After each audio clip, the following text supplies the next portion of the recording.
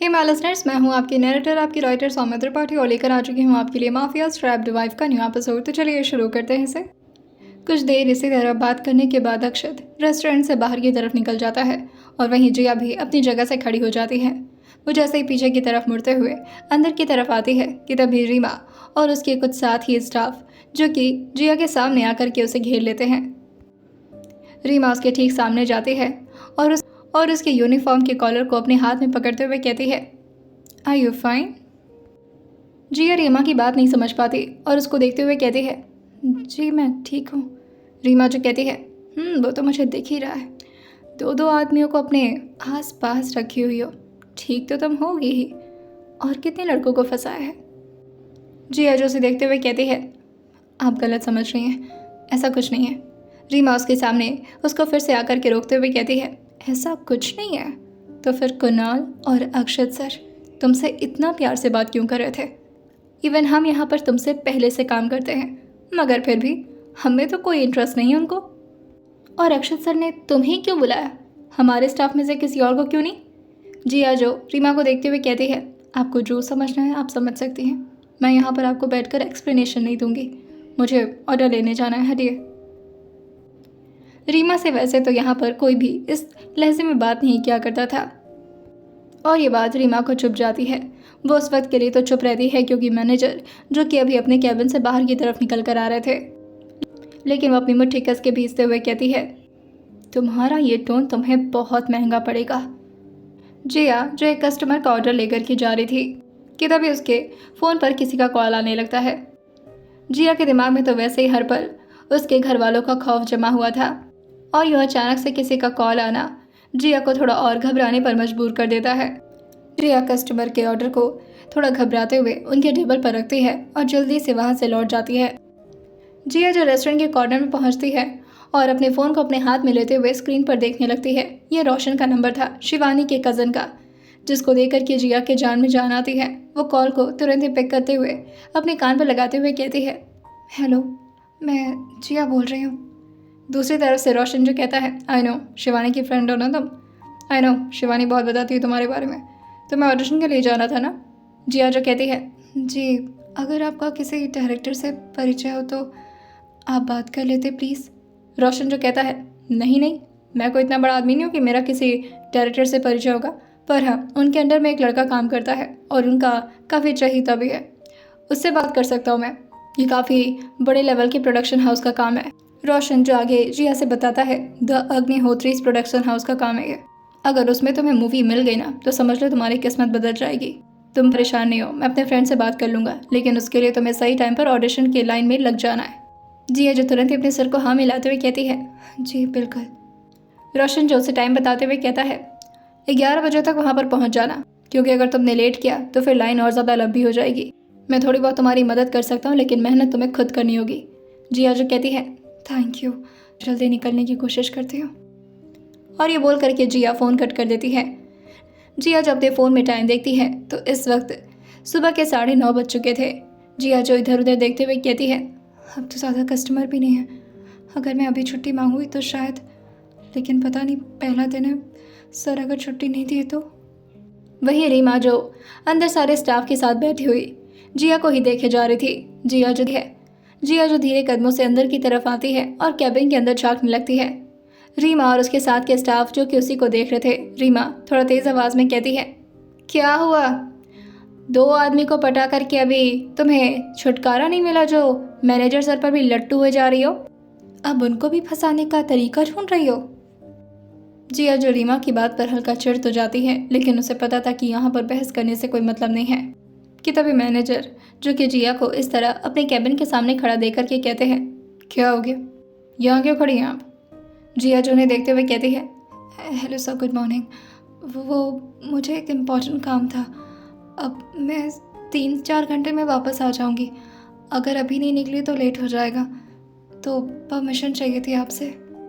रीमा जो थोड़ा हंसते हुए और टोन भरे टोन में कहती है, लो जी, अब इनको आज पहले दिन में ही छुट्टी चाहिए। कहाँ जा रही वैसे अपना वक्त बिताने और किसके साथ? मैनेजर जो रीमा से कहता है, रीमा बिहेव योरसेल्फ। और वो जिया को देखते हुए कहता है, 4 घंटे, वापस आ जाना 4 घंटे में। जिया जो कहती है हाँ ओके सर। लेकिन फिर जिया को दिमाग में कुछ आता है। वो अपने ड्रेस को चेंज करके बाहर तो आ गई थी, लेकिन वो किसी गहरी सोच में डूबी हुई थी। प्रीति जो अभी अपने हाथ में ट्रे पकड़े हुए अभी अंदर की तरफ आ ही रही थी कि वो इस तरह जिया को किसी ख्वाब में डूबा हुआ देखकर कहती है हेलो, कहाँ खोई हो मैडम।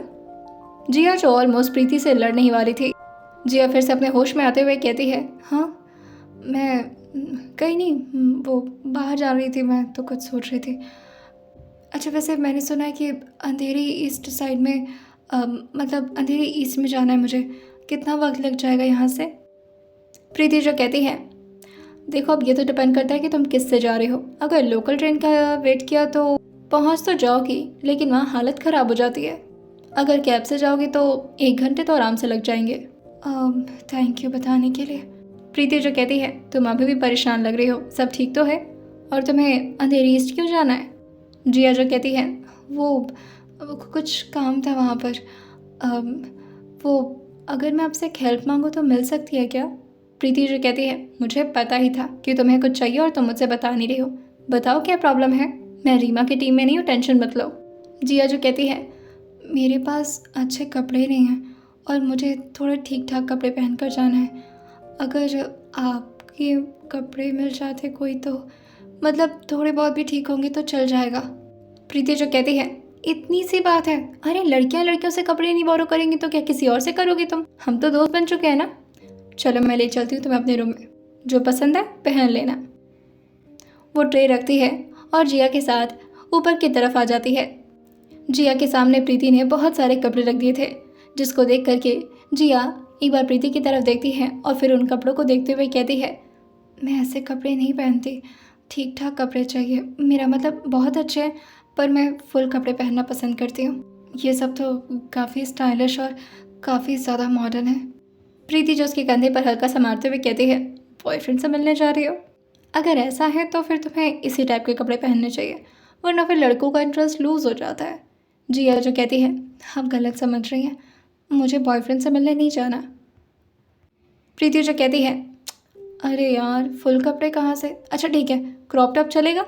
जिया जो कहती है कोई शर्ट नहीं है, शर्ट या फुल टी शर्ट। प्रीति जो कहती है एक काम करो तुम कुर्ती ही पहन लो, हद है एकदम। और वो उसको एक शॉर्ट कुर्ती देती है और डेनिम प्लाजो देते हुए कहती है ये पहन लो, तुम्हारे ऊपर परफेक्ट लगेगा। जिया जो थोड़ी देर में तैयार होकर के बाहर आ जाती है। प्रीति जो उसको देखते हुए कहती है अगर तुम थोड़ी सी हेल्दी हो जाओ ना तो बहुत खूबसूरत लगोगी, और उसके कंधे पर धीरे से थपथपाते हुए कहती है चलो ठीक है अब जल्दी से जाओ और कोई बात होगी तो मुझे कॉल कर लेना, मेरा नंबर नोट कर लो। प्रीति की बात सुनते हुए जिया जो कि उसके चेहरे को काफ़ी ध्यान से देखे जा रही थी, प्रीति जो उससे कहती है क्या हुआ, तुम सुन तो रही हो ना। जिया एकदम से अपनी आंखों की नमी को छुपाते हुए कहती है हाँ मैं ध्यान रखूँगी, और आप नंबर दे दो मैं सेव कर लेती हूँ। जिया के लिए वाकई ही एक बहुत बड़ी बात थी, एक अनजान शहर में एक अनजान लड़की उसकी इतनी मदद कर रही है, और वहीं उसके अपने घर वाले 18 साल से उन लोगों के साथ रहने के बावजूद भी जिया कभी भी उन लोगों के साथ अपनापन महसूस नहीं कर पाई थी। जिया जो बिना देरी किए रेस्टोरेंट से बाहर की तरफ निकल जाती है। उसके चेहरे पर काफ़ी ज़्यादा उत्साह नज़र आ रहा था। शरीर तो थका हुआ था मगर माइंड आज बहुत खुश था। उसके लिए वाकई में ही आज बहुत बड़ा दिन साबित होने वाला था। उसे पता था कि एक दिन में तो उसका ऑडिशन क्लियर नहीं होने वाला, जैसा कि उसने बहुत लोगों के मुंह से सुना था कि ऑडिशन देते देते लोगों की ज़िंदगियाँ निकल जाती हैं, लेकिन कामयाबी इतनी जल्दी हाथ नहीं आती। मगर फिर भी उसे इस बात की खुशी थी कि वो अपने सपनों के लिए अपना पहला कदम तो बढ़ा पाई। जितना आसान उसने सोचा था ये राज था, और ये सफ़र उसके लिए काफ़ी मुश्किल साबित होता है, लेकिन वो जैसे तैसे करके अब अपने अंधेरी ईस्ट के लोकेशन पर पहुंच गई थी जहां पर ऑडिशन हो रहा था। थोड़ा बहुत पूछने जांचने के बाद जिया को वो जगह मिल जाती है। वो देखती है कि वहां पर एक लंबी कतार लगी हुई है। हर लड़कियां एक से बढ़कर एक हैं, कोई मुंबई से बिलोंग करने वाली तो कोई दिल्ली से। उन सबको देख करके जिया का कॉन्फिडेंस एक पल के लिए लो हो जाता है, लेकिन जिया हिम्मत करते हुए आगे बढ़ती है और आखिरी में जाकर के खड़ी हो जाती है।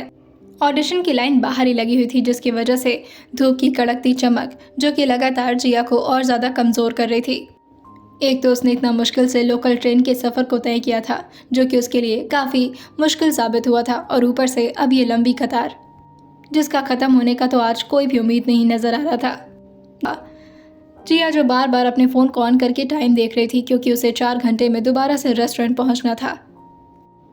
एक एक करके लड़कियों का नाम बुलाया जा रहा था और वो अंदर जा रही थी। जिया खुद से कहती है, मुझे नहीं लगता कि आज मेरा नंबर आने वाला है। और फिर वो थोड़ा साइड होकर के आगे की तरफ देखती है और उसका दिल निराशा से भर जाता है। जिया का दिमाग तो वैसे भी उसे हर पल यही डराया करता था कि कहीं उसने बहुत बड़ी गलती तो नहीं कर दी अपने घर से भाग करके, कहीं उसका ये उठाया हुआ कदम उसके लिए गलत ना साबित हो जाए। जिया जो पीछे की तरफ देखती है जहाँ से उसे लगातार धक्का पे धक्का मिला जा रहा था और वो बार बार आगे की तरफ झक जा रही थी। जितनी लंबी लाइन उसकी आगे लगी हुई थी उससे दुगनी लंबी लाइन पीछे भी लगी थी। जिया जो हैरानी भरी नज़र से इधर उधर देखते हुए कहती है, हे भगवान, एक मूवी के लिए इतने सारे लोग। वहाँ पर लड़कियाँ जिया से भी बेहद खूबसूरत और काफ़ी ज़्यादा टैलेंटेड नज़र आ रही थी। ऐसा लग रहा था जैसे वो लोग प्रोफेशनल एक्टर हों। और जिया ने तो नॉर्मल कुर्ती और जीन्स पहना हुआ था, ना तो उसने कोई मेकअप यूज़ किया था और ना ही कुछ एक्स्ट्रा वियरिंग्स। लगभग इसी तरह से 3.5 घंटे बीत जाते हैं।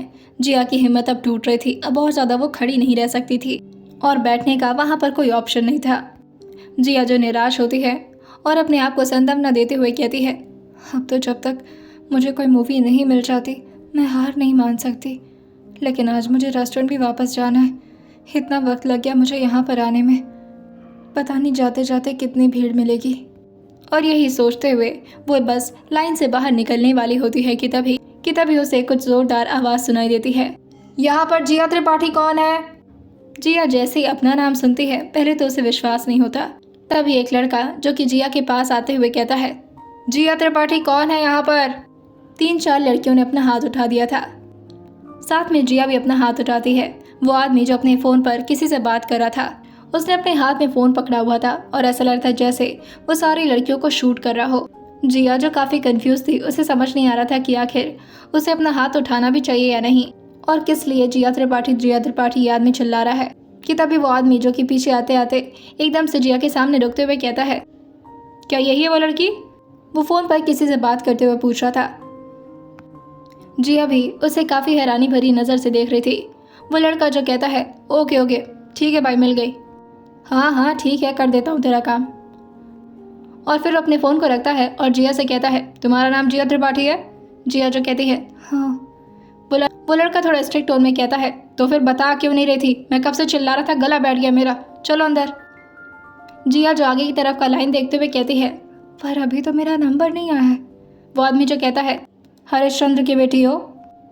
जिया जो कहती है, नहीं तो। वो आदमी जो कहता है, तो फिर चुपचाप से चलो, तुम्हारे लिए स्पेशली कॉल आया था, चलो हमारे साथ। और वह जिया को अपने साथ अंदर ले जाता है। वो अंदर बात करते हुए जिया से कहता है, रोशन का कॉल आया था मुझे, दोस्त है वो मेरा, बताया कि तुम उसकी बहन जैसी हो, इसीलिए तुम अंदर जा रही हो। अच्छे से ऑडिशन देना, तुम्हें अपॉर्चुनिटी मिली है, वरना कतार देख रही हो कितनी लंबी है, उसी लाइन में लगी रह जाओगी ज़िंदगी भर, यहाँ तक पहुँचने का भी मौका नहीं मिल पाएगा। जिया जो उस आदमी के डांट को बस सुनते जा रही थी। वैसे वो आदमी सजेशन दे रहा था लेकिन इतने स्ट्रिक्ट टोन में कि जिया को उसकी आवाज़ से डर लग रहा था। वो आदमी जो अंदर आते हुए कहता है, पीयूष सर, ये नई लड़की है, इसी का नंबर है। अब अंदर एक आदमी जिसका नाम पीयूष था वो एक बार जिया की तरफ झांकता है और फिर कहता है, इसके डॉक्यूमेंट्स जमा करवाओ और इसे अंदर भेजो। वो आदमी जिया को फॉर्म देते हुए कहता है, इस फॉर्म को जल्दी जल्दी फिल करो और फिर अंदर के लिए जाओ। जिया जिसके हाथ काफ़ी ज़्यादा काँप रहे थे, एक तो उसे काफ़ी ज़्यादा नर्वसनेस फील हो रहा था और उसके साथ ही उसकी शरीर जो कि धीरे धीरे और ज़्यादा कमज़ोर पड़ती जा रही थी।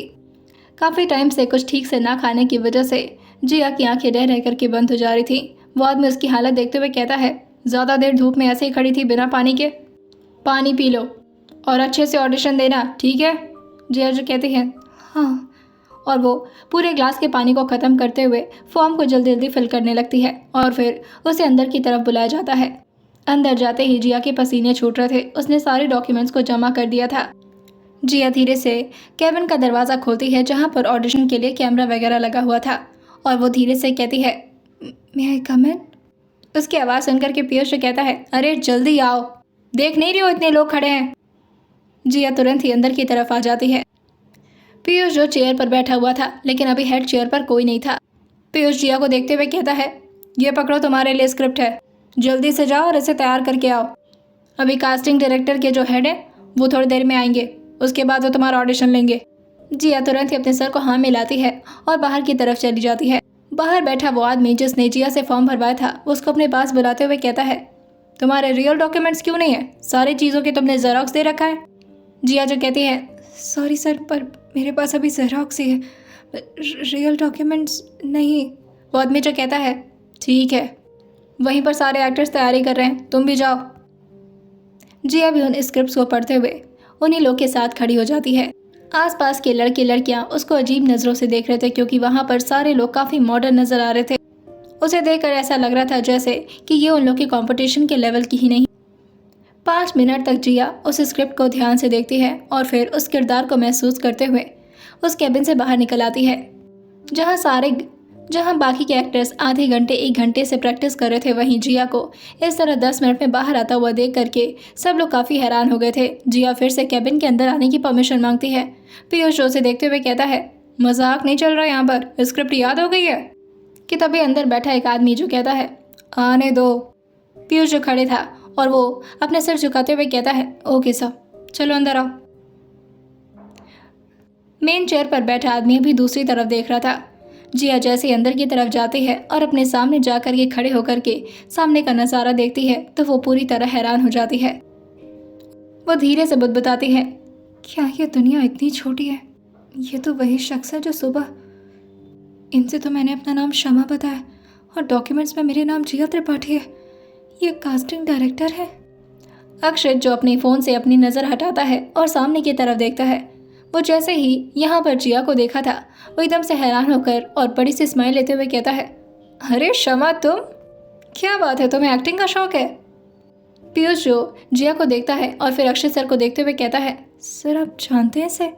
अक्षत जो खड़े होता है और जिया के पास आते हुए कहता है, अरे बहुत अच्छे से जानता हूँ। और फिर वो धीरे से उसके फोरहेड पर अपना हाथ रखते हुए कहता है, तुमने अपने बैंडेज क्यों हटा दिए? जिया जो कहती है, ऑडिशन के लिए आना था सर, बैंडेज लगाकर कैसे आती? अक्षर जो कहता है, अरे ऑडिशन में सिर्फ तुम्हारी एक्टिंग स्किल देखनी थी मुझे, और सूरत तो तुम्हारी वैसे भी इतनी खूबसूरत है। चलो ठीक है, स्क्रिप्ट तैयार कर लिया तुमने? जिया जो कहती है, हाँ सर, हो गया। पीयूष जो कहता है, सर सिर्फ 10 मिनट लिया इसने, मुझे नहीं लगता कि तैयार। कि तभी अक्षत उसे घूरते हुए कहता है, तुम मेरे असिस्टेंट हो, सो मेक श्योर कि तुम असिस्टेंट की तरह ही बात करो। वो कह रही है ना स्क्रिप्ट तैयार हो गया तो मतलब हो गया होगा, और थोड़ी बहुत गलती को इग्नोर करो। पीयूष जो थोड़ा हड़कते हुए कहता है, जी सर। वहाँ पर कैमरामैन अलग खड़े थे, साउंड के लिए अलग आदमी खड़ा था, कुछ लड़के जो लाइटनिंग वगैरह को चेक कर रहे थे। जी इतने सारे लोगों को देख करके थोड़ा घबरा जाती है। अक्षय जो उसके बगल में आकर खड़ा होता है और उसके हाथ को धीरे से पकड़ते हुए कहता है, आई नो कि तुम यहाँ पर आकर थोड़ी नर्वस हो रही हो, और होना भी चाहिए, फर्स्ट टाइम है तुम्हारा, बट इट्स ओके। जिया जो कहती है, आपको कैसे पता ये मेरा फर्स्ट टाइम का ऑडिशन है? अक्षय जो हल्का सा स्माइल करते हुए कहता है, तुम्हें देखकर लग रहा है यार, लेकिन एक्टर के अंदर कॉन्फिडेंस हमेशा झलकनी चाहिए। भूल जाओ इस दुनिया को कि तुम इन लोगों के सामने खड़ी हो, समझ लो कि तुम अकेले हो और तुम एक बेहतरीन सुपरस्टार हो जिसका तुमने ख्वाब देखा था। पूरी दुनिया तुम्हें जानती है, पूरी दुनिया तुम्हारी फ़ैन है, और तुम्हारी एक्टिंग को देखने के लिए लोगों ने लाइन लगा रखी है, टिकट्स के लिए मार हो रही हैं। Just imagine. जिया के अक्षत की बातें जिया पर जादू की तरह काम कर रही थी। वो जिया के पेट को हल्का सा थपथपाता है और उसको स्माइल करते हुए देखते हुए कहता है, तुम बहुत अच्छी हो और मैं चाहता हूँ कि तुम ही इस मूवी की एक्टर बनो, इस मूवी का चेहरा बनो। इस किरदार के लिए तुम्हारी खूबसूरती परफेक्ट है, बस अपना बेस्ट देना, ठीक है? और मैं तुम्हारे सपोर्ट में हूँ, डरने की बिल्कुल ज़रूरत नहीं है। अक्षत का इतना कहना ही जिया के लिए काफ़ी था और उसे अक्षत के साथ एक अपनापन सा जुड़ाव महसूस होता है। वो हल्का सा मुस्कुराती है और फिर अपने सर को नीचे करते हुए कहती है, जी सर, मैं पूरी कोशिश करूँगी। अक्षय जब पीछे जाता है और अपने मेन चेयर पर आकर के बैठते हुए कहता है, you can do it, come on. जैसे ही मैं एक्शन बोलूँगा तुम्हें कैमरे में देख करके एक्टिंग शुरू कर देनी है। पीयूष, तुम जाकर के उसके मेल कैरेक्टर का जो भी छोटा मोटा डायलॉग है उसे बोलोगे, और तुम्हें स्पॉट पता है ना, वहीं पर खड़े रहना जहाँ पर मार्क बना हुआ है। जिया जो कहती है, ओके सर। अक्षय जो ऑर्डर देते हुए कहता है, light, camera, sound, action. Piyush जो झटके से जिया का हाथ पकड़ता है और उसे अपनी तरफ खींचते हुए स्क्रिप्ट को पढ़ते हुए कहता है, तुम सिर्फ मेरी हो और ये बंद दीवार ही तुम्हारी जिंदगी है, इसी में रहने की आदत डाल लो। जिया जो अपने हाथ को छुड़ाते हुए कहती है, ये तुम्हारी गलत फहमी है। प्यार करने का मतलब किसी को कैद करना नहीं होता, आज़ादी देना होता है। और तुम्हें लगता है कि तुम मुझसे प्यार करते हो? नहीं, ये तुम्हारा पागलपन है। मेरा हाथ छोड़ दो, मैं तुम्हारे साथ नहीं रह सकती। तुम्हारे जैसे पागल इंसान के साथ तो मैं बिल्कुल भी जीना पसंद नहीं करूँगी। इससे बेहतर तो यही होगा कि मैं खुद मर जाऊँ। पीयूष आगे के स्क्रिप्ट को पढ़ते हुए कहता है, अगर मरने का इतना शौक है तो मुझे बता दो, मैं खुद तुम्हें अपने हाथ से मार दूंगा। जिया ने जैसे ही पीयूष का ये डायलॉग सुना था, उसे अपने अंकल की याद आ जाती है। फ्लैशबैक में जिया एक बार बहुत ज़्यादा अपने कमरे में छुप करके रोए जा रही थी कि तभी उसका दरवाज़ा धड़ाम से खुलता है और उसके अंकल जो अंदर आते हुए चिल्लाते हुए कहते हैं, बाहर तुम्हें कब से बुलाया जा रहा है, सुनाई नहीं दे रहा तुम्हें? ज़्यादा सर पर चढ़ती जा रही हो तुम। जिया जो अपने चेहरे को ऊपर उठाती है और अपने आंसू को पोंछते हुए कहती है, ऐसी ज़िंदगी क्यों देते हैं आप लोग मुझे, और क्या करने के लिए बुलाया जा रहा है? उसके अंकल जो कहते हैं, तुम्हारे खाना खाने के लिए बुलाया जा रहा है तुम्हें, बड़े पापा भी आए नीचे। और अगर बड़े भाई को पता चला ना कि तुम नाटक कर रही हो तो तुम जानती हो तुम्हारे लिए कौन सी पनिशमेंट वो तैयार करके रखेंगे। जिया जो अपनी आंखों को अपने अंकल की तरफ करती है और उन्हें घूरते हुए देखकर बहुत हिम्मत से कहती है, जैसी जिंदगी आप लोग दे रहने से बेहतर कि मैं मर जाऊं। उसके अंकल जो एक सार्कास्टिक स्माइल पास करते हैं और उसके सामने आते हुए कहते हैं, मरना है तुम्हें? अगर मरना है तो मुझे बताओ, अपने इन्हीं हाथों से मार दूंगा तुम्हें मेहनत करने की जरूरत नहीं पड़ेगी। अब अपना नाटक बंद करो और चुपचाप से नीचे आओ। जिया जो कहती है, पर मेरी बॉडी में पेन हो रहा है, पूरी बॉडी दर्द हो रही है, जगह जगह पर आपके बेल्ट के निशान हैं, मैं इस हालत में चल भी नहीं पा रही हूँ। उसके अंकल जो उसका हाथ जोर से पकड़ते हैं और उसे बेड से नीचे उतारते हुए कहते हैं, चल नहीं पा रही हो? पैर नहीं तोड़ा है अभी तुम्हारे कि चल नहीं पा रही हो? चलो चुपचाप से। Flashback over. जिया के कानों में बार बार एक आवाज़ आ रही थी, शमा, शमा तुम होश में तो हो? जिया एकदम से अपने हाथ को पीयूष के हाथ से छुड़ाती है और पीछे जाकर के गहरी गहरी सांस लेने लगती है, जैसे वो कितना ज़्यादा घबरा गई हो। पीयूष उसको देखते हुए कहता है, ये क्या नाटक? कि तभी अक्षित जो पीयूष को डांटते हुए कहता है, केबिन से बाहर जाओ, एवरीवन आउट फॉर 2 मिनट्स। जिया भी अभी बाहर जाती कि तभी अक्षित उसके सामने आता है और उसकी बाजू को अपने हाथ से पकड़ते हुए कहता है, शमा क्या हुआ तुम्हें? जिया जो धीरे से ऊपर की तरफ देखती है और फिर जोर जोर से रोना शुरू कर देती है। अक्षत इस तरह से उसे रोता हुआ देख करके धीरे से उसके सर को सहलाते हुए कहता है, कोई बात है जो तुम्हें परेशान कर रही है? डर लग रहा है? नर्वस हो रही हो? अच्छा रुको। और वो अपने ड्रॉर के पास जा करके एक चॉकलेट निकालता है और जिया के हाथ में देते हुए कहता है, खा लो इसे, तुम्हें रिलैक्स मिलेगा। जिया जो ना करते हुए कहती है, सॉरी, सो सॉरी, मेरे वजह से खराब हो गया सब। अक्षय जो उसके गाल को अपने हाथ से टच करते हुए कहता है, कुछ नहीं हुआ जिया, सब तो ठीक है, क्यों परेशान हो रही हो? कोई बात नहीं, फर्स्ट टाइम में हो जाती है नर्वसनेस। जिया जो कहती है, नहीं मेरी वजह से वो गुस्सा भी रहते, सो सॉरी, मैं कुछ और सोचने लगी थी, थोड़ा टाइम मिलेगा क्या मुझे? अक्षय जो उसको अपने साथ ले जाता है और कैबिन के ही एक काउच में बैठाते हुए कहता है, आराम से बैठो, गहरी गहरी सांस लो और इधर लो चॉकलेट दो। और चॉकलेट को अपने हाथ से फाड़ते हुए उसे जिया के मुंह के पास ले आते हुए कहता है, चलो मुंह खोलो और खाओ इसे, ये बहुत इंस्टेंट वर्क करता है। डार्क चॉकलेट है, तुम्हारे सारे माइंड की प्रॉब्लम्स को साइड में कर देगा और तुम्हें फ्रेश फील देगा। जिया जो इतने प्यार से अक्षत को अपने आप को ट्रीट करता हुआ देखकर और ज़्यादा इमोशनल हो जाती है और धीरे से अपने होंठ खोल देती है। चॉकलेट का बाइट जो उसके मुंह में अब धीरे धीरे खुलने लगा था और उसकी आंखें जो सिर्फ अक्षत को ही देखे जा रही थी, उसे ऐसा लग रहा था जैसे कांटे भरे रास्तों में उसे एक ऐसा इंसान मिल गया जो उसको समझने के लिए तैयार है। अक्षत जो उसको पानी का बॉटल देते हुए कहता है, अब पानी पियो और थोड़ा देर रेस्ट करो, जब तक तुम्हें ठीक महसूस नहीं होता तब तक ऑडिशन के लिए मैं ब्रेक रखूँगा, ठीक है? तुम्हें पूरा टाइम दिया जाएगा। जिया जो पानी पीती है और फिर अक्षत को देखते हुए कहती है, थैंक यू सो मच मुझे इतना समझने के लिए। अक्षत जैसे कहता है, अरे हम कोई स्ट्रेंजर थोड़ी ना, सुबह भी तो तुमसे बताया था ना कि तुम कितनी प्यारी हो, और प्यारी लड़की की आंखों में आंसू मुझे अच्छे नहीं लगते, और फिर तुम तो हमारे मूवी के होने वाली एक्ट्रेस भी हो ना। जिया जो इस तरह अक्षत को बात करता हुआ सुनकर अपने चेहरे को ऊपर करती है। अक्षत भी अपनी जगह से खड़ा हो गया था। जिया जो अपनी चेयर से खड़े होते हुए कहती है, आपने मुझे कैसे एक्ट्रेस मान लिया? मुझे भी बहुत अच्छी अच्छी लड़कियां बाहर खड़ी हैं, अगर उनकी एक्टिंग मुझसे अच्छी लगी तो? अक्षय जो कहता है, अब एक्ट्रेस तो तुम ही बनोगी, और ये काम कास्टिंग डायरेक्टर का ही होता है। मुझे और मेरी आंखों को तुम काफ़ी पसंद आई हो। वैसे मैं कोई पार्शियलिटी नहीं कर रहा, लेकिन जिस चेहरे को मैं ढूंढ रहा था वो तुम हो, और पब्लिक तक इस मूवी को बेहतरीन तरीके से सिर्फ तुम पहुंचा सकती हो। ये मूवी फेमिनिज्म पर है, और मुझे तुम्हारी आंखों में वो दर्द, वो जुनून दिखता है जो इस काम को बेहतरीन तरीके से कर सकता है। तो खुद को प्रिपेयर करो और फिर से ऑडिशन देने के लिए तैयार हो जाओ।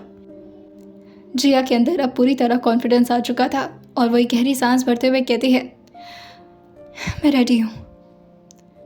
अक्षय जो उसे देखते हुए कहता है, जल्दीबाजी करने की कोई ज़रूरत नहीं है, टेक योर टाइम। जिया जो कहती है, नहीं मैं रेडी हूँ, और इस बार मैं बेहतरीन तरीके से काम करूँगी, आई प्रॉमिस। ऑडिशन फिर से शुरू होता है, और इस बार जिया ने अपनी जान लगा करके परफॉर्मेंस दी थी। पीयूष और बाकी के कर्मचारी तो एकदम से हैरान हो गए थे कि कोई एक बार में इतनी प्रॉपरली स्क्रिप्ट को कैसे रिपीट करके इतना अच्छी तरह एक्ट कर सकता है। अक्षय उसके लिए ज़ोर से क्लैपिंग करता है, तो पीछे के सारे स्टाफ भी उसके लिए ज़ोर से क्लैपिंग करने लगते हैं, और जिया स्माइल करते हुए अपनी आंखें बंद करते हुए कहती है, थैंक यू कान्हा, शायद अब मेरी ज़िंदगी थोड़ी आसान हो जाए। वहीं अब शाम के 5 बज चुके थे। अक्षय जो सारे स्टाफ से कहता है, चलो आज का इम्पोर्टेंट काम तो ख़त्म हो गया, हमें हमारे फाइन एक्टर्स मिल चुके हैं। बाकी जितने भी साइड कैरेक्टर्स हैं उसके लिए आप लोग ऑडिशन ले लेना, वो मेरा काम नहीं है। पीयूष जो कहता है, ओके सर, मैं देख लूँगा सर। और वहीं अक्षय जो जिया के साथ बाहर आते हुए कहता है, चलो मैं तुम्हें किसी और से मिलाता हूँ। और वो उसी ऑफिस के अंदर एक दूसरे रूम में आता है जहाँ पर कुणाल कुछ ऑफिशियल काम कर रहा था। वो इस वक्त कुछ पेपर वर्क को देख रहा था। अक्षित को आता देख करके कुणाल जो खड़े होते हुए कहता है, अरे सर आप, गुड इवनिंग सर, चाय पीने चलना है या कॉफ़ी मंगवा दो आपके लिए? अक्षय जो कहता है, अरे कॉफ़ी चाय छोड़ो, तुम देखो किसे लेकर आया हूँ मैं। कुणाल जो पीछे की तरफ हल्का सा झुकते हुए कहता है, किसे लेकर आए? वहीं धीरे से जिया जो के अंदर आती है, तो कुणाल उसको देखकर थोड़ा हैरान होते हुए पूछता है, ये यहाँ क्या कर रही है? अक्षय जो जिया के लिए चेयर को हल्का सा पीछे करते हुए कहता है, सिट। जिया को वैसे तो इतने प्रिंसेस ट्रीटमेंट को संभालने की आदत थी नहीं, लेकिन अक्षित के कहने पर वो चुपचाप से जाकर के बैठ जाती है। अक्षित भी उसके बगल में बैठता है और कुणाल से कहता है, हमारी फिल्म की हीरोइन है भाई, तमीज़ से बात करिए। अगर चाय कॉफ़ी पानी पूछना तो इनको पूछिए। जिया के लिए ये कहलाना ही बहुत बड़ी बात थी कि वो एक इतने बड़े प्रोडक्शन हाउस की मूवी को साइन कर चुकी है। हाँ, अभी उसे ये मूवी मिली तो नहीं थी, मगर अक्षित की बातों से उसे इतना तो समझ में आ गया था कि हाँ, अब उसके लिए सफ़र थोड़ा बहुत आसान शायद हो जाएगा। कुणाल जो एक बार अक्षित को देखता है और फिर जिया से कहता है, तुम्हें एक्टिंग भी आती है शमा? शमा जो अपने सर को हल्का सा ऊपर करती है लेकिन कुछ बोल नहीं पाती। अक्षित जो उसके फेवर में जवाब देते हुए कहता है, एक्टिंग नहीं आती है, ब्लॉकबस्टर एक्टिंग आती है इसको। 10 मिनट के स्क्रिप्ट को रिपीट करने के बाद इतनी बेहतरीन एक्ट करना, लाइक इतना वाओ, उस कैरेक्टर को फील करना, और जिस तरह से तुमने एक्ट किया ना, मज़ा आ गया। अच्छा कुणाल, उस खड़ूस को भी बता देना कि फाइनली उसके निकम्मे दोस्त ने एक बेहतरीन एक्टर को चूज़ कर लिया है और मेल लीड भी मिल चुका है। कुणाल जो कहता है, मेल लीड कब मिल गया? 2 दिन से तो आप लड़कियों की ऑडिशन लिए जा रहे हैं। अक्षय जो कहता है, अरे मिल तो मुझे पहले ही गया था, रुद्र प्रताप करके कुछ नाम है उसका। देखो, मुझे इस काम के लिए वैसे भी फीमेल एक्ट्रेस को ज़्यादा लीड में रखना है, तो वो तो साइड कैरेक्टर की तरह काम करेगा, और रुद्र तो पहले से ही सीरियल वगैरह में काम करता है, तो उसे एक्टिंग सिखाने की भी ज़रूरत नहीं है। ऑडिशन लिया था मैंने परसों उसका, ठीक ठाक लगा मुझे, हाइट भी ठीक ठाक है, तो सही लगेगा। बाकी के साइड कैरेक्टर्स को पीयूष देख लेगा। अब बस 1 हफ्ते में काम शुरू करते हैं। कुणाल जो कहता है, ये तो बहुत अच्छी बात है सर, काफ़ी खुश हो जाएंगे। जहाँ जिया को ये सारी बातें सुन करके सुकून मिल रहा था और उसे लग रहा था कि उसका सफ़र अब वाकई में ही काफ़ी आसान हो जाएगा, वहीं दूसरी तरफ यूपी के लखनऊ शहर में एक एमएलए कॉलोनी में, जहाँ पर सिर्फ पॉलिटिशियन के ही बड़े बड़े आलीशान बंगलो हुआ करते थे, उसी सोसाइटी में त्रिपाठी मेंशन के अंदर काफ़ी तहलका मचा हुआ था। और वैसे ये कोई नई बात नहीं थी। सारे लोग जो हॉल में बैठे हुए आपस में बातें कर रहे थे, बातें क्या कर रहे थे बल्कि सब के सब मिल करके जिया के बारे में ही गॉसिपिंग कर रहे थे। सबकी आंखों में तिलतिलाता गुस्सा था। जिया के बड़े पापा जयशंकर त्रिपाठी, जो सब लोगों को देखते हुए कहता है, एक लड़की संभाली नहीं गई आप लोगों से। हम थोड़े दिन के लिए बाहर क्या गए, वो लड़की ने अपनी हद पार कर दी है। वहीं उनके चाचू विश्वास त्रिपाठी, जो अपने सर झुकाते हुए कहते हैं, मैं कोशिश कर रहा हूँ, कोई ना कोई क्लू मिल जाएगा। वहीं आदित्यनाथ त्रिपाठी, जो कि जिया के पापा थे, वो विश्वास से कहते हैं, आपकी ही जिम्मेदारी थी ना 2 लड़कियों को संभालने की। आपके होते हुए वो जा चुकी है और आपको पता भी है, कल वो परिवार हम लोगों से मिलने आ रहा है। शुक्ला खानदान, क्या इज्जत रह जाएगी हमारी जब उन्हें पता चलेगा कि हमारी बेटी घर छोड़ करके भाग गई है। जयशंकर, जो अपने मुट्ठी को कस के बंद करते हुए कहते हैं, एक बार वो लड़की हमारे हाथ आ गई ना, इसी समाज के सामने जला दी जाएगी वो। पिछली बार एक लड़की ने और भागने की कोशिश की थी। उसके माँ बाप ने उसे कमरे में बंद करके मारा था और उसके बाद उसे इसी समाज के हवाले कर दिया था। विश्वास, जो ये सब सुन करके नेहा से कहते हैं, चलो जिया के रूम में कुछ तलाशी करनी है, कहीं ना कहीं उसका कोई ना कोई सुराग ज़रूर छुपा होगा। अगर वो अपने किसी आशिक के साथ भागी होगी तो उसके बारे में भी हम जल्द पता कर लेंगे। और ये बोल करके वो ऊपर की तरफ आने लगते हैं। नेहा भी धीरे धीरे कदमों से ऊपर की तरफ बढ़ रही थी। उसके शरीर अभी भी काफ़ी हद तक सूजे हुए थे, आंखों में नमी और साथ ही दिल में बहुत सारा खौफ, लेकिन मन में एक छोटा सा विश्वास था कि बस जिया अपनी ज़िंदगी को खुशी से जी ले। नेहा और जिया में इतना गहरा कनेक्शन था कि वो दोनों एक दूसरे के लिए जान भी दे सकती थी। नेहा धीरे धीरे कदमों से ऊपर की तरफ आती है। वहीं विश्वास, जो बहुत ही बेरुखी से उसके दरवाजे को धड़ाम से खोलते हैं और अंदर के सारी चीज़ों को तहस नहस करके उसके लिए कोई ना कोई सुराग ढूंढने लगते हैं कि जिया का पता चल जाए। विश्वास, जो नेहा की तरफ देखते हुए कहते हैं, उस लड़की को समझ क्यों नहीं आ रहा है, आखिर मैं उसका बुरा नहीं चाहता हूँ। देखा ना किस तरह से बड़े भाई बात कर रहा है। मैं तो सिर्फ उसे मार करके छोड़ दूंगा, लेकिन बड़े भाई वो उसे मार डालेंगे। उसे नहीं पता है कि मैं उसे कितना प्यार करता हूँ। नेहा, जो अपनी दर्द भरी मुस्कान को छुपाती है और अपने आप से ही कहती है, इतना प्यार कि उसके शरीर पर आप लोगों के प्यार का निशान बना हुआ है, इतना प्यार कि आपका नाम सुनते ही वो कांप जाती है। इतना प्यार बर्दाश्त नहीं होता हम लोगों से। वो बस अपने चाचू को देख रही थी, लेकिन कुछ बोल नहीं पाती, क्योंकि जिया से ज़्यादा तो नेहा अपने घर वालों से घबराया करती थी। वही विश्वास, जो लगातार उसके वार्डरोब को तलाश किए जा रहे थे, वो उसके कपड़े को एक एक करके बाहर निकाल रहे थे और उसे नीचे की ज़मीन पर फेंकते जा रहे थे। नेहा, जो लगातार अपने भगवान से प्रार्थना करते हुए कहती है, खाना प्लीज़ ऐसा कुछ भी सुराग ना मिले जिससे जिया का पता चल जाए कि वो कहाँ पर है। अच्छा हुआ उसने मुझे भी नहीं बताया, वरना अगर ये लोग मुझे मारते तो कहीं ऐसा ना होता कि मेरे मुंह से निकल जाता। बस वो जहाँ हो सेफ हो, और वो जो भी कदम उठाई है प्लीज़ उसके लिए वो सही साबित हो जाए। लेकिन शायद उसकी पुकार अभी कान्हा जी सुनने के मूड में नहीं थे लेकिन तभी विश्वास को उसके वार्डरोब से कुछ तस्वीरें मिलती हैं जो कि न्यूज़पेपर से कटी हुई लग रही थी। विश्वास, जो नेहा को देखते हुए कहते हैं, ये क्या है। नेहा, जो अचानक से अपनी आंखें खोलती है और डरते हुए देखकर कहती है, क्या हुआ चाचू, क्या कुछ है क्या यहाँ पर। विश्वास, जो कहते हैं, तुम्हें पता था इसके बारे में। नेहा, जो कहती है, किसके बारे में।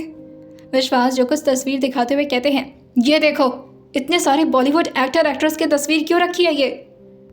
क्या मतलब, उसे बॉलीवुड में इतना शौक था, कहीं वो बॉलीवुड में जाने के लिए मुंबई के सफ़र को तो तय करने नहीं चली गई। नेहा जैसे ये सुनती है वो एकदम से कांपना शुरू कर देती है। विश्वास की आवाज़ ही उसके लिए काफ़ी थी और जिस तरह से वो नेहा को घूर रहे थे, ऐसा लग रहा था जैसे वो अपनी आंखों से उसे जलाकर राख कर देंगे। नेहा थोड़ा पीछे होते हुए कहती है, मुझे को कुछ नहीं पता, इसके बारे में उसने कभी मुझसे नहीं बताया।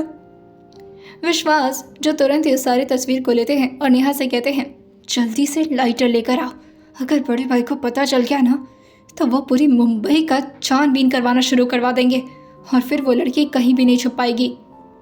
नेहा को विश्वास की बातें सुन करके थोड़ा अजीब लगता है और वो अपने चाचू को ध्यान से देखने लगती है। वैसे तो उसकी आंखों में खौफ था, लेकिन उसके साथ ही कुछ सवाल थे। आखिर ये कैसे शख्स हैं, बुरे या फिर बहुत बुरे, जो हर वक्त सिर्फ हम दोनों को डराते रहते, हम दोनों को मारते रहते। और अभी इतनी केयर क्यों? जिया को बचाने के लिए ये सारी तस्वीर को जलाने की बात क्यों कर रहे हैं? कि तभी फिर से एक जोरदार आवाज़ सुनाई देती है, तुमसे ही बोल रहा हूँ, जाकर लाइटर लेकर आओ। नेहा तुरंत ही रूम से भागती है और बाहर से लाइटर लेकर अपने चाचू को थमा देती है। सारे फोटोज़ को अभी लाइटर ऑन करके जलाने ही वाले थे, लेकिन तभी रानी श्री, जो जिया की मॉम थी, वो अंदर आ जाती हैं और इस तरह कुछ जलाता हुआ देखकर विश्वास से कहती हैं, क्या कर रहे हैं आप? विश्वास एकदम से लाइटर को अपने पॉकेट में रखते हैं और फिर गुस्साते हुए कहते हैं, कुछ सुराग ढूंढने की कोशिश कर रहा था और मुझे मिल भी गया है। उसे अपने बड़े भाई को दिखाने जा रहा था। कि तभी रानी, जो उन्हें रोकते हुए कहती हैं, दिखाने जा रहे थे या जलाने जा रहे थे विश्वास जी? विश्वास जो कहते हैं, नहीं भाभी, आप गलत समझ रही हैं, मैं इसे उन्हें दिखाने जा रहा था, आप नेहा से पूछ लीजिए। क्यों नेहा? नेहा जो तुरंत ही अपने सर को हाँ मिलाते हुए कहती है, हाँ वो दिखाने जा रहे थे। रानी जी जो कहती हैं, उम्मीद करती हूँ आप दिखाने ही जा रहे हो।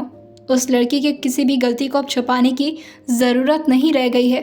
देखा ना उसने कितने बड़े कदम उठा लिया, और मुझे लगता है ये सब कुछ आपके ही छूट का दिया हुआ नतीजा है। हमने अपनी बेटी को आपके भरोसे रखा था। हमारे पास काम भी होते हैं और हमें बाकी की चीज़ों को भी देखना होता है। आपको तो सिर्फ 2 बेटियां देखनी थी, आपसे तो वो भी नहीं देखी गई। इन सारी तस्वीर को मुझे दीजिए। और क्या है इसमें? वो जैसे ही एक एक करके सारे एक्टर्स की फ़ोटोज़ देखती हैं, वो एकदम से गुस्साते हुए कहती हैं, तो उस महारानी को एक्टर बनने का शौक़ था? ये बात अगर बड़े भाई साहब को पता चली ना, तो वो उसका क्या करेंगे? मुझे तो सोच कर ही डर लग रहा है। अभी से मैं मान ली हूँ कि जिया मेरे लिए मर चुकी है।